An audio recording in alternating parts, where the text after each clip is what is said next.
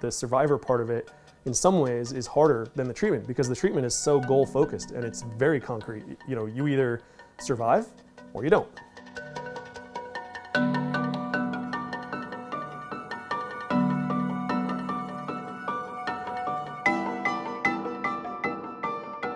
It almost felt like when you finished treatment, it was like poof, you know, now what?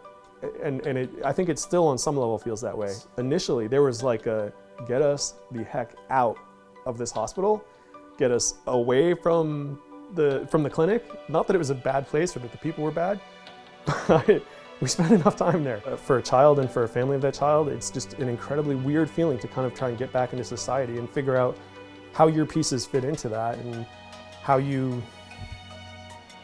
do things normal for you when you have this now sort of warped worldview. Instead of having a discussion about, you know, how are you doing, absolutely everything is about this one thing. It's small stuff that becomes bigger stuff, but just, you know, your ability to communicate well, your ability to, you know, kind of understand where the other person's at and support them. It's only now that we're starting to be able to kind of sink back into society.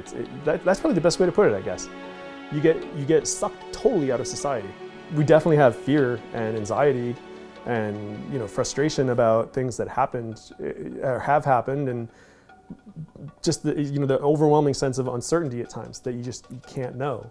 But in terms of, you know, if you can have that moment where you just stay where you are and you just focus on where you are and what's going on and you live in the moment, it's awesome. He couldn't sit up on his own. He couldn't roll over on the ground. You know, here's a kid who's almost 2, and you think, you know, a kid at that age, they should be going crazy, crawl over the house, climb up on everything. And he couldn't even sit up. There's a tower, it's maybe 10, 12 feet high, and Emily would climb right up this tower and then go down the slide.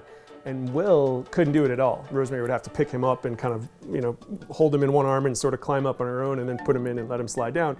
And when he did slide down, he would just fall onto his back and go down the whole way flat out on his back because he didn't have the strength and the coordination to hold himself upright. And so now it's amazing because he can climb all the way up. He just needs a little push right at the top. And when he slides down, he can go down the whole way sitting up. For any other family, going for a walk in the pond and watching your kids jump in the snow or splash in a puddle or whatever, it's just like, whatever, totally normal, no big deal today, didn't do anything special. For somebody that's gone through something like this, and when you see a little kid who's gone through that, and you just think, oh my gosh, I mean, you know, it's normal, and because it's normal, it's incredibly exceptional. It's just amazing. You just have these fears like, well, will he be okay when he's 10, 12, 15, 25, hopefully. You know, hopefully, he gets to be 25. So you hope that they can get through those times in their life and they can have a big, long, vibrant life, but you don't know. I'm kind of drifting it to him, I guess I'm realizing, because it's almost too scary to talk about what goes on inside you. You think about that stuff constantly.